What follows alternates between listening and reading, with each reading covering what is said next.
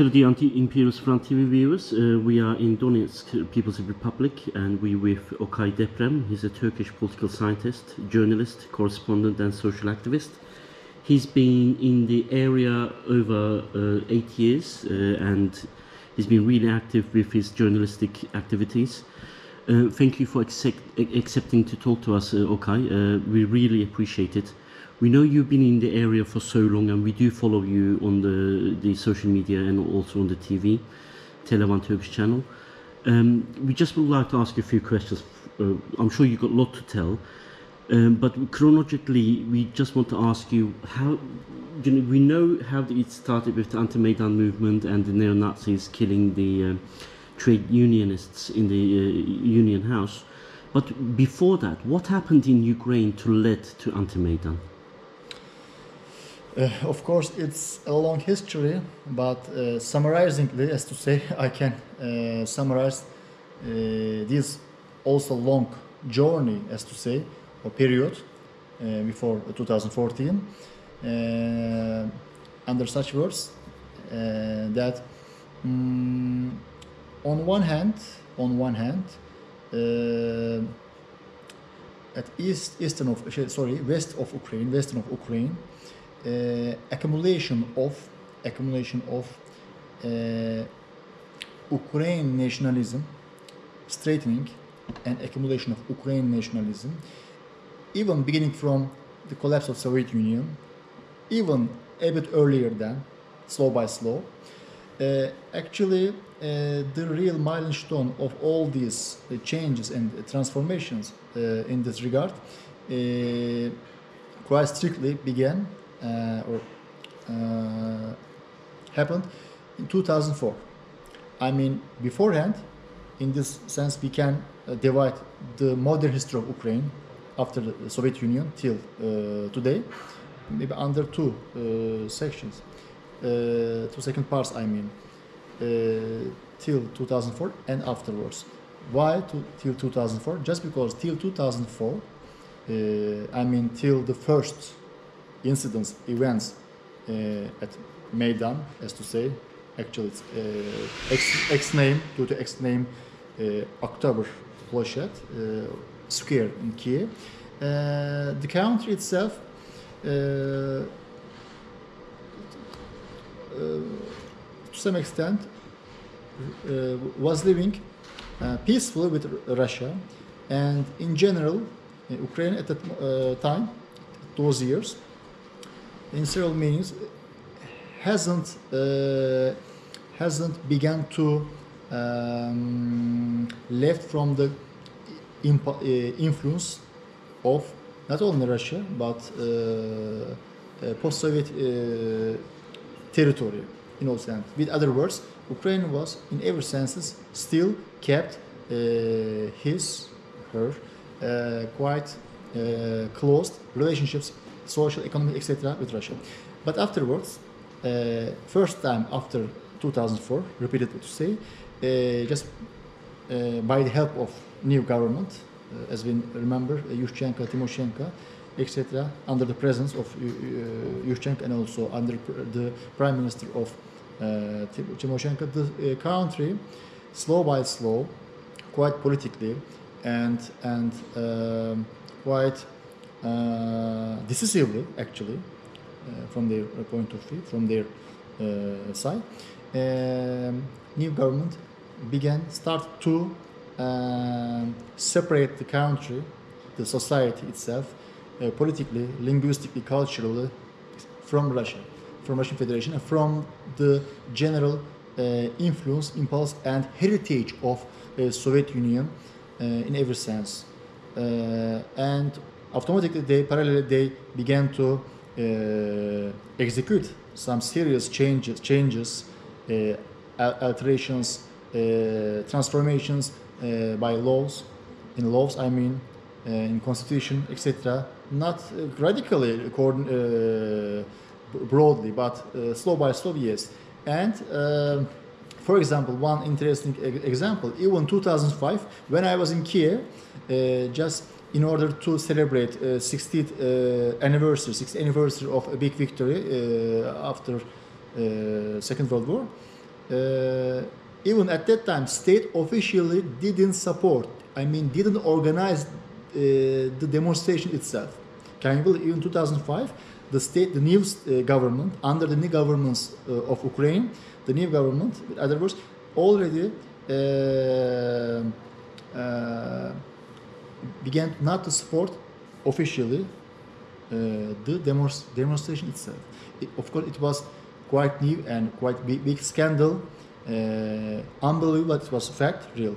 Anyway, and the last verse, in the sense, the new government of Ukraine began to, on one hand, began to, as I said, improve this wave, new Ukrainian way, new Ukrainian nationalism, etc. On the other hand, slow by slow, right-wing and ultra-radical right-wing movements were supported, especially in West Ukraine, not only but above all.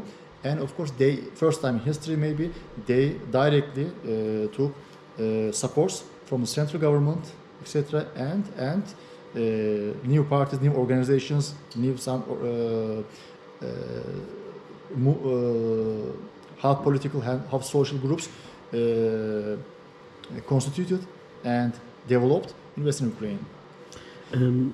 Thanks for this, but the influence of the new government, who were they really influenced by? Is it because of the policies of the geography and the economical structure, or was there a direct influence by any forces from outside of Ukraine? Even beginning from the end of 2004, yes, we remember and we saw the influence, but to some extent, not totally, not entirely, not very strongly, from the side of European Union in general, from Europe, from the West, big West, or collective West, how to name it. But of course, it cannot be compared to nowadays. I mean, to last year, especially to last year. You can understand what I mean. But still, just from the beginning, I remember very well that Europe, in every sense, in every occasion and possibly opportunity, tried to support new government of Ukraine after first Maidan, or after the conclusion of first Maidan movement with the new government, repeated to say. But this period, I would like to conclude or put a point. Actually, temporarily, not permanent, of course, temporarily ended, as we should remember, at the beginning of 2010. However, on the other hand, I mean, with the coming of, by the coming of new government under Viktor Yanukovych, but Viktor Yanukovych wasn't or didn't seem a real, under quotes, I mean, pro-Russian prime minister. More detailed to say, in difference of expectation, political expectation, but not only, but above all, socio-economic also, of course, of, on the first hand, southeast of Ukraine, Donbass on the first hand, Yanukovych actually didn't obey several promises that he made before his political campaign at the beginning of 2010. On which sense? About determination of Russian language as a second new parallel state language, and about also concerning the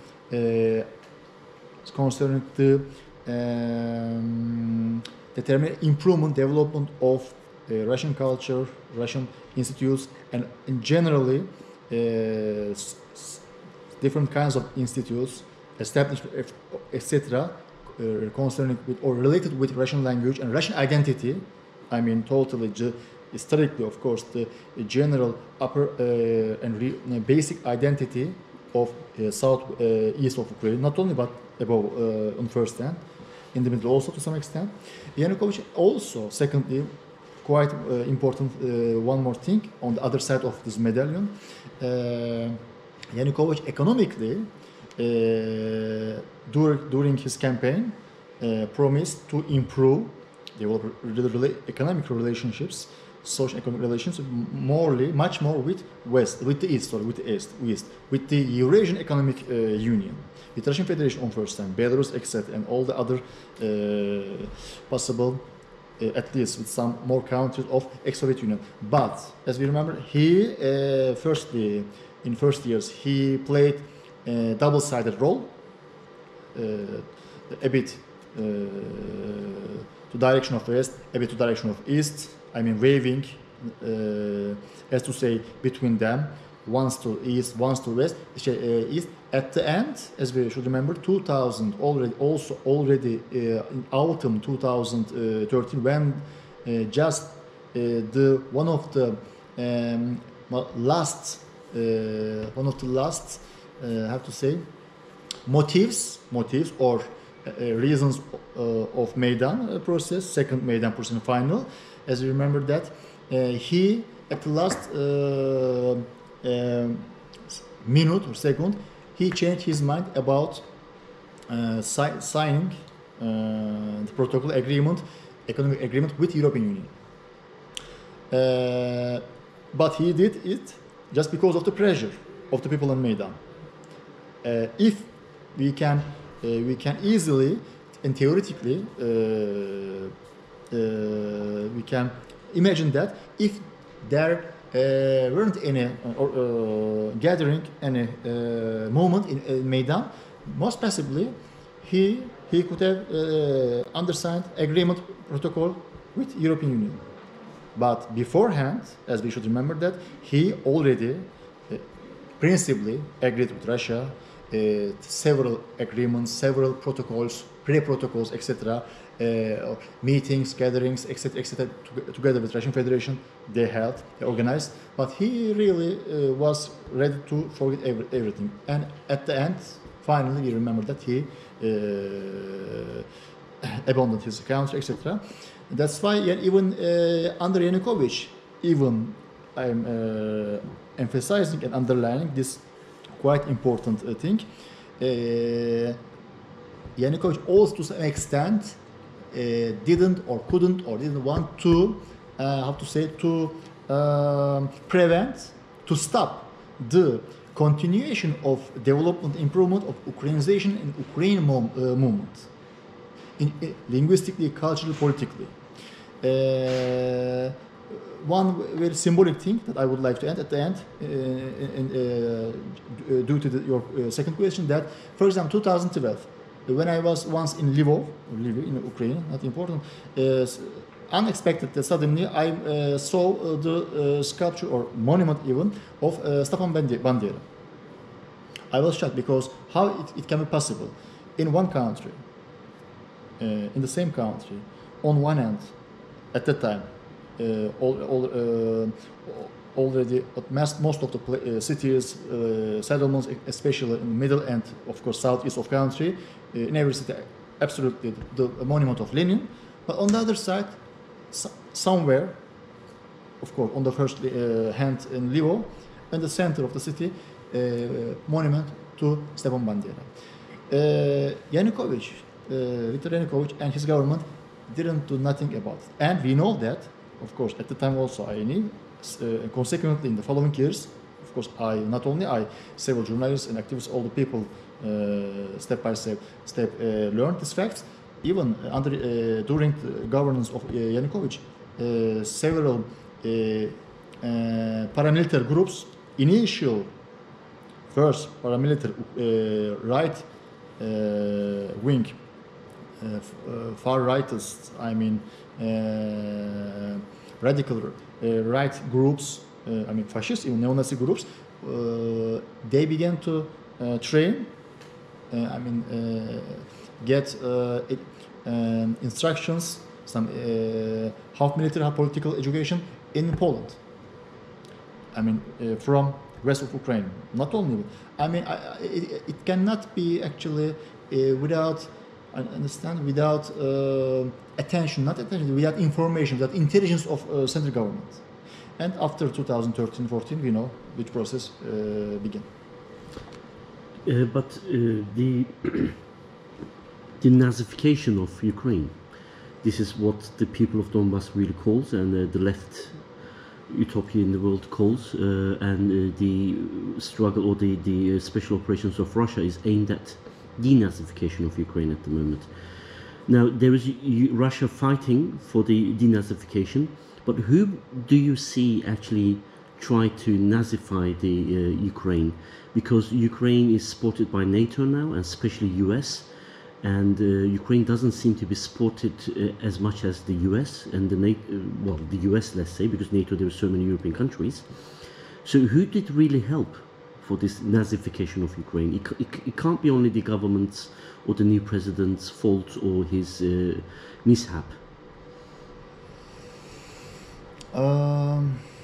Maybe we can start from some quite specific and symbolic neo-Nazi military, paramilitary groups or battalions like Azov. I know, and I have articles and news about it. I mean, some written articles about it that both before and also during last year, especially before, that long process beginning from 14 to 2022, several Western instructors, military commanders, chief commanders, military consultants, etc., from different West countries. Which countries? From England, from the United States. I think from some East European countries. Maybe it's from Poland, most probably. I'm not sure, but it can be possible. From at least a few countries, absolutely, but above all, from Anglo-Saxon countries, they came. They were coming, visiting regularly in Mariupol, and some to visiting basic bases, and essential bases, main bases of Azov, and executed their training, etc. It's only one example, and I think I don't know all the details. I mean, related with the other neo-Nazi or fascist groups, but I assume that most probably and logically, the same kind of help, tactically, organizationally, militarily, and instructionally, above all, I think they also maintain this kind of helps. Helps or logistically in other cities, regions at the time, even till February last year. It is on the one side, but on the other side, moreover, furthermore of this fact, when the West world, the West governments, administrations of Western Europe and North America supported this regime, Kiev regime, the Ukrainian administration, governance, in general, political power, they perfectly know that this support at the same time means directly or at least indirectly support economic, social, and ideological and political support of those quite different several neo-Nazi fascist groups, battalions, etc. Because let's remember the most beginning, the right sector, as we remember now, from the beginning of almost from the beginning of second Maidan process. From the end of 2013, actually they identified themselves from Maidan, as we should remember, that by their flags, through their symbols, arms, coat arms, etc., etc., and all front of eyes of Western politics diplomats that were visiting quite regularly, systematically, and of course not coincidentally here at that time till the conclusion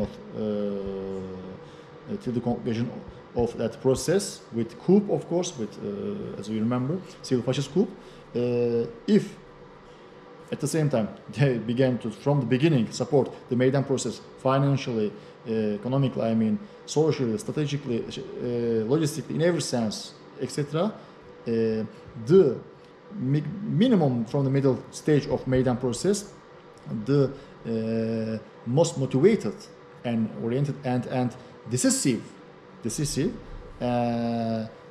core and groups of Maidan process were that those radical right groups above all the right sector. That's why, and of course, till the end, close the end of that process, those months. I mean, at the beginning of 2014, actually only their representatives remained at the Maidan. But why do you think the people of Ukraine couldn't oppose this change with the new government and the right sector and the right wings becoming strong and trained by the West? Why the people were not able to oppose them? When? During this process, when the Nazis were trained in Poland and coming into Ukraine, and the new government at the time was changing some laws and legislations which actually really clearly showed they were going in the wrong direction. But why the people were not organized to oppose this? There are some very certain answers to your question, to your unique question, and chronically the second two answers till beginning of Maidan process and after Maidan, or during Maidan, maybe three. I mean, till Maidan, actually, almost no one didn't know. I mean, except intelligence, most probably intelligence service and some, of course, establishment itself of Ukraine at that time under Viktor Yanukovych, almost no one didn't know what happened about the formation or initial formation of that groups in Poland, etc., in neighboring countries. First of all, secondly, during the Maidan process. I mean, from autumn 2013 till the beginning of 2014. There are very concrete and direct reasons behind it. First of all, Ukraine was, till that time, at that time also, of course, quite deorganized country, deorganized. I mean, it was proved, directly and undiscussably proved that right movements, radical right movements and fascist neo-Nazi movements already began to organize quite professionally, systematic, etc. But on the other hand, left groups, that's important, which groups, KP, I mean Ukraine Communist Party, etc., or Socialist Party and the other ones, they hadn't any real, quite strong organization culture. I mean, their reflexes, their organizational reflexes, weren't enough, and didn't seem sufficient in any sense. And thirdly, in general, if you generalize this sociological and social fact that people actually were quite, most of the people, majority of the people, it can be said, quite unpoliticized, unpolitic, I mean, in Ukraine. Including actually most of them, even in Donbass and Crimea, etc. And in general, everywhere through southeast of Ukraine. I mean, why not? They could have, and they should have maybe, react much more earlier, much more massively, directly, and organizationally earlier, but they didn't do it. Neither Crimea, especially, nor Donbass. Remember, actually, during December, January and February, till the end of conclusion of Maidan, actually,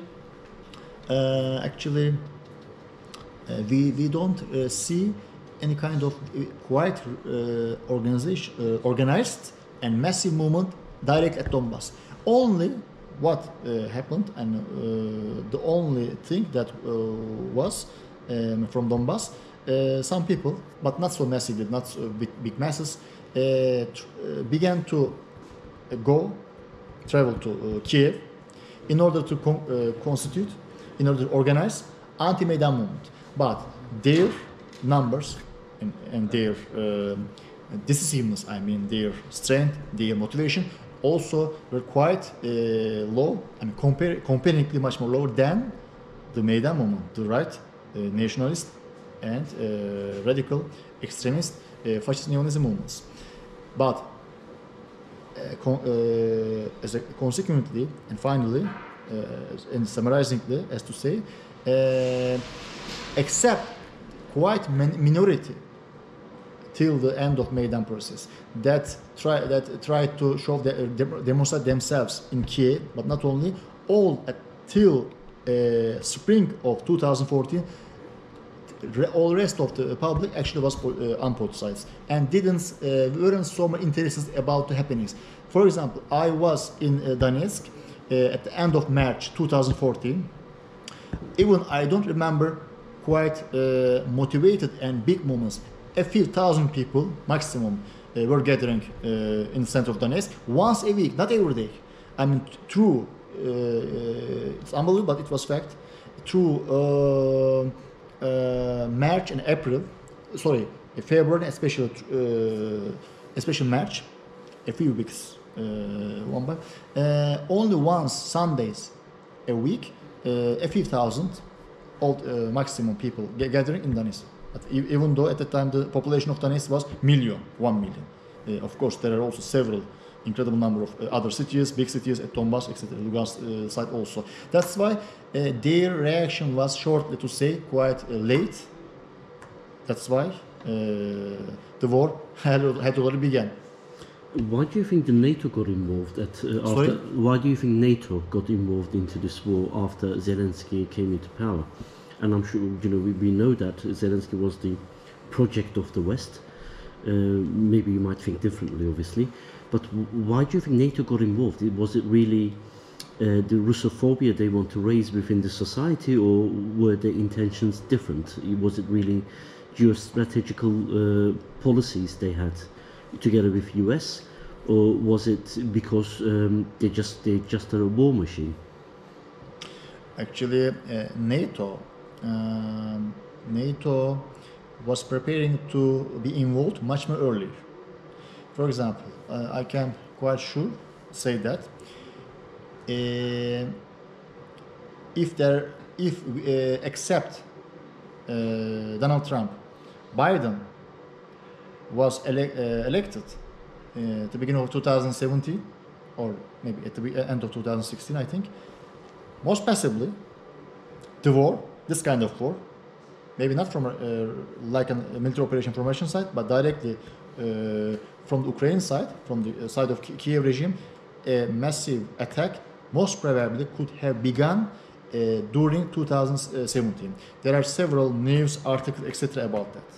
That the regime of Poroshenko was preparing. I mean, due to their daily or schedule, etc., they how to say, they expected strongly.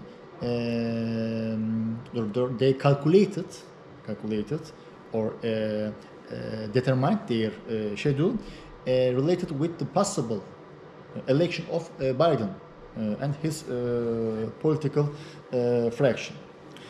Just because, of course, the Democrats supporting that regime, and also today also absolutely and seemingly, just because Donald Trump came, that plans not ultimately, but temporarily stopped under the frames of, or under the vitrine, as to say, of Minsk agreement, of Minsk process, etc. A few years in this regard passed, as we remember, 2017, 18, and 19. And afterwards, as you should remember, the pandemic process, automatically around 2 years, the inevitably process, I mean, the preparedness of Ukraine, preparedness to attack, to a massive attack to Donbass militarily, interrupted or again stopped. They, with other words, they ought to wait a bit more. But after pandemic, and especially and finally, and consequently after the election of Biden, their preparation, not coincidentally,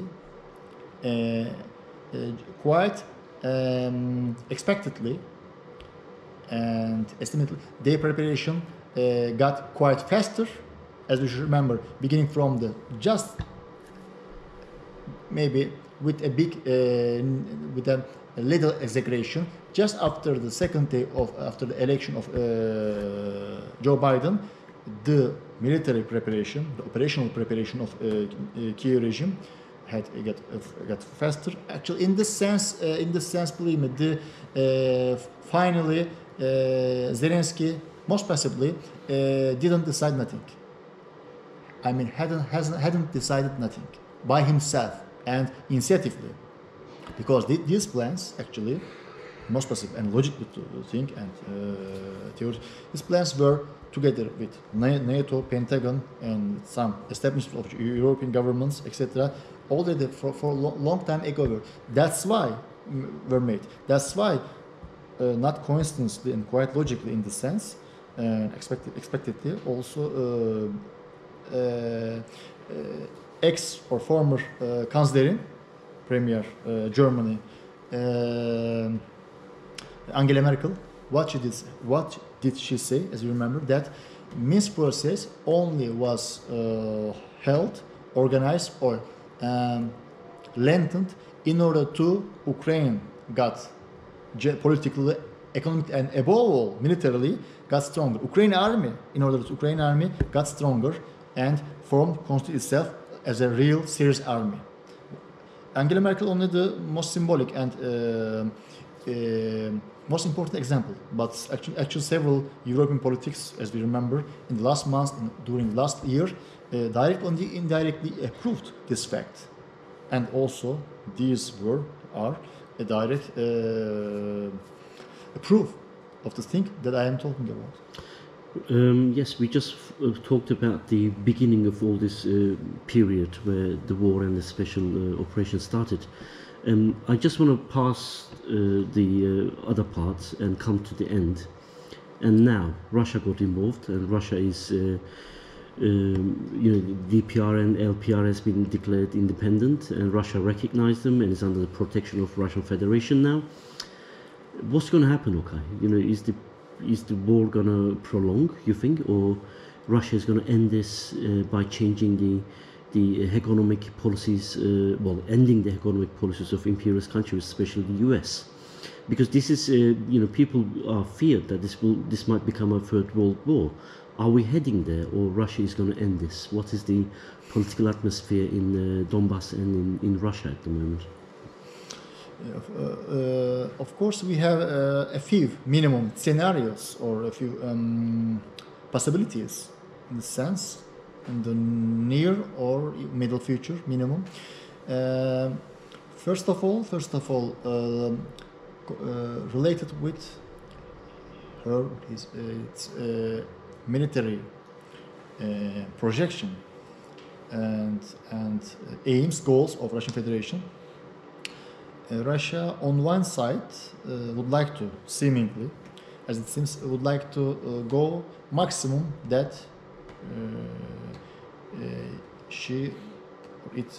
would like to, or can go, will be able to go.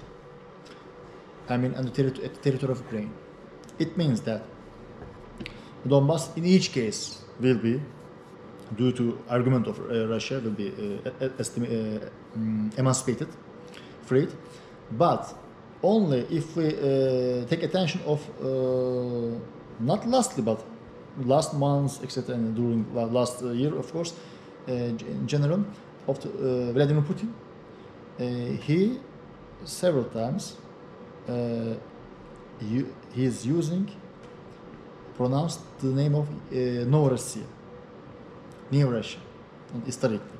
I mean, the name of the historical name of southeast part of today's Ukraine.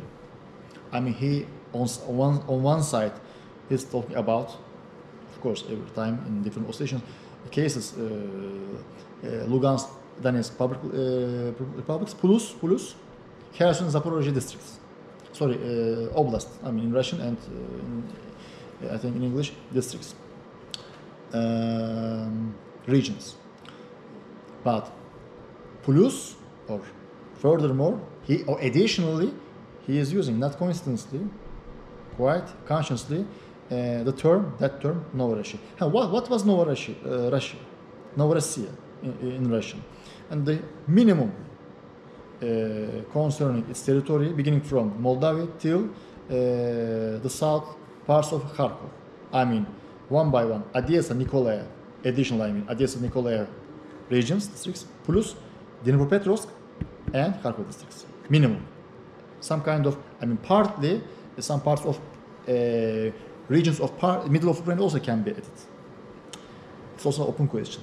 That means, and one more thing that I would like to remind, Putin, let's try to together remember that Putin even, I think, by his speech during the recognition of independence of these republics at Donbass, 22nd of February last year, he said that it's quite important. At that moment, I understood that, or I could already estimate what will be and what can gonna be.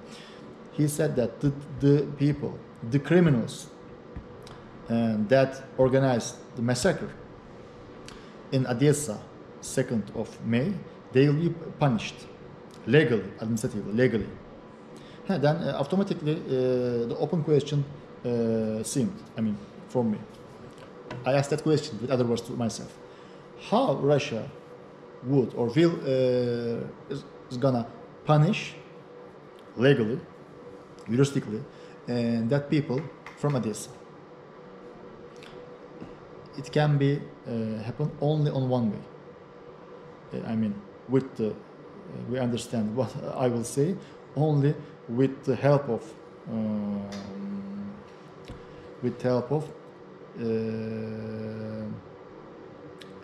not intervention, but how to say, by the ways of power. Occupation. Yes, it's not important. We watch. I mean, in each case, it was related.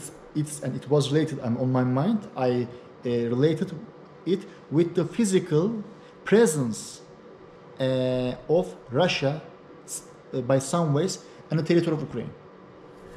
Yes, and in 2 days, as we remember, the operation began and still. That means most possibly, shortly as to summarize what I would like to say, I'm saying now.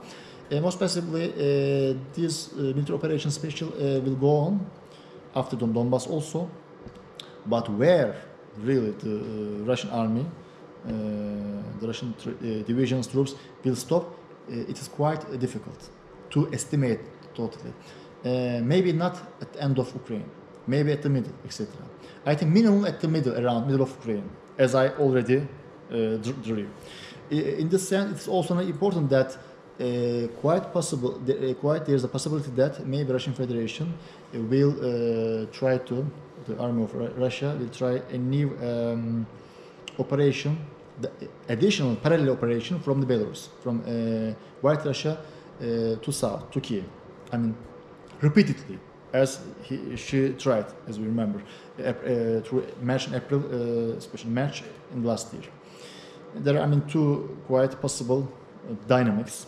One is going on, I mean, the real dynamics, and two, quite the most powerful possibility, as I would like to say.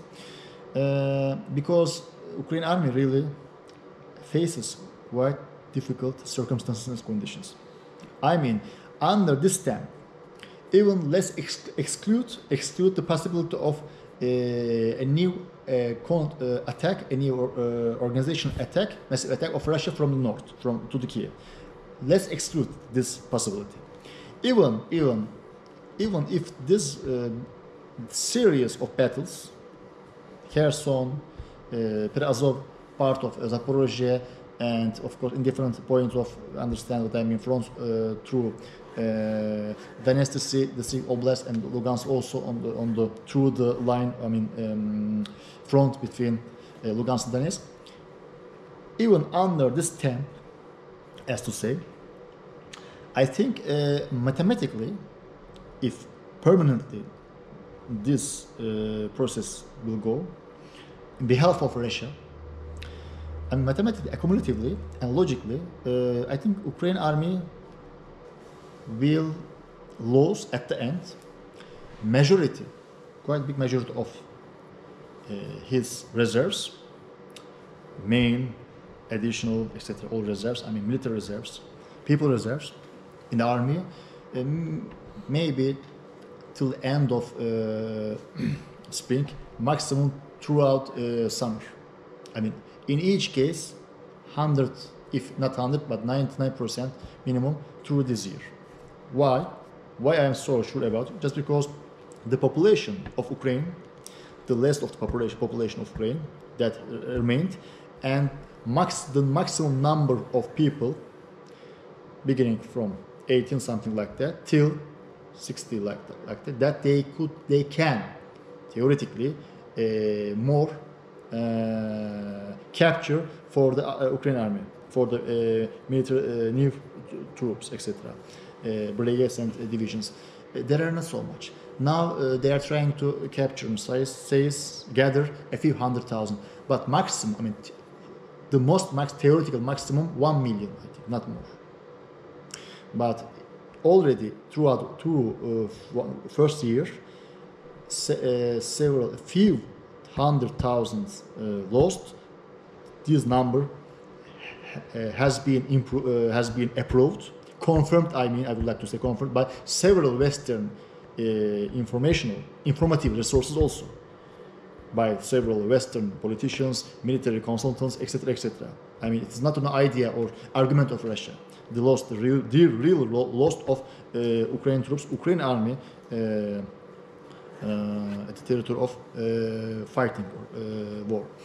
And lastly, that I would like to add that maybe not so strongly at the last time, but still the nuclear. It's quite mod to comment on this, but I think it's needed in each case. Some kind of maybe little, maybe not only once, tactical nuclear attempt or not attack, but threat maybe. Yes, from the Russian side included. I mean, we cannot still exclude this possibility, but it can be tomorrow, it can be through 1 week, month, maybe it cannot be even. I mean, theoretically I think it will be I mean, till the last minute, as to say, Russian Federation will is going to keep this, his, metaphorically to say, weapon, his card, maximum till the last second minute. But because otherwise, most possibly the Russian Federation could have already tried or demonstrated. I mean, yes, the real term, of course, I remember, demonstrative. It will be most possibly demonstrative attack, and less possibility at the territory of Ukraine, but most possibility at the territory of neutral territory. Maybe not far from Great Britain, maybe not far from Europe, somewhere in the ocean. Of course, we will see it. But as I say that maybe Russia won't need it, just because I said previously that even under this temp, Russia, I think, on one side is gaining time, because in these weeks, months, at the same time, Russian Federation very strong, seriously increases its power, military, logistic, technique, and economic power, in order to supervise, finance, and support the army much more. And we don't, by the way, above all, we don't forget that Russia till now, till today's date, Russia hasn't been fighting conventionally. I mean, with help of, due to hierarchical order, conventional, all together with his army. No, only we don't remember that on one side, Ukraine all together, organized and mobilized. I mean, with other words, Ukrainian army, like a regular army, is entirely fighting, battling. But Russia, no. Vice versa. Russia only some quite specific groups, brigades, battalions, some space groups, space armed groups, space NAS, etc. Of course, there are also some of them, several of them from the regular armies of Russian Federation, but quite rare and not so much. And all the others, by agreements, some paired ones, special armed groups, I mean, quite autonomous armed military groups, as you know, I mean, at the side of Russia that have been fighting. That's why, to some extent, in general, eclectic, an eclectic of combination of quite different groups, and also, of course, the, how to say in English, the people coming by themselves. Also, there are several volunteers. I mean, yes, 10,000 volunteers from Russia. It's also not less important. I mean, that's why Russia, for example, yes, if tomorrow, or not, if not only, if only tomorrow, if Russia will begin regular fight, I mean, mobilize its army all together, then Ukraine war maybe will conclude tomorrow or in a few days. But why Russia doesn't do it? It is a good tactic, not quite successful tactic and strategy, just because in order not to provocate collectively and massively NATO. Because if Russian Federation will begin to battle, to fight under the order of regular army, conventionally altogether, then automatically and inevitably and logically, the NATO also will have to, I mean, from the side of NATO, if it's needed to read this picture, general picture, NATO also will, how to say, geometrically and proportionally will heighten the temp and the quality and quantity of his support to this war. In order to prevent this possibility and this necessity, Russia specifically doesn't do it. But at the same time, Russia, as I said already before and repeated to say, Russia is trying to gain time in order to parallelly, quite seriously, I'm repeating, but collectively, nationally, and organizedly, its army, new float, army technology, new contemporary technologies for army, the other kinds of equipments, all necessities of army, and all new instructions, tactical, etc., logistic needs, necessities, and expectations of different all together army, etc., etc., and of course mobilization and instruction and training is going on for hundreds of thousands of armed forces and new soldiers of Russia. That's why maybe at the end, Russia above all, but in each case will or is going to or would like to be ready for a possible confrontation, direct confrontation, even indirect confrontation with NATO, but direct also. That's why Russia, with other words, will prepare itself for the worst scenario.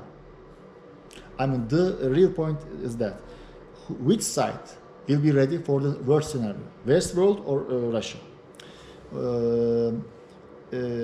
On each side, there are advantages and disadvantages, but if we quite objectively, if we observe the social, national, and collective mobilization of Russia in comparing to West world, I think it's quite possible to say that even the general, in all senses, preparation of Russia for the last ultimate confrontation, real and direct confrontation with West, Russia, I think, has more advantages today, together with its at least indirect, maybe not direct,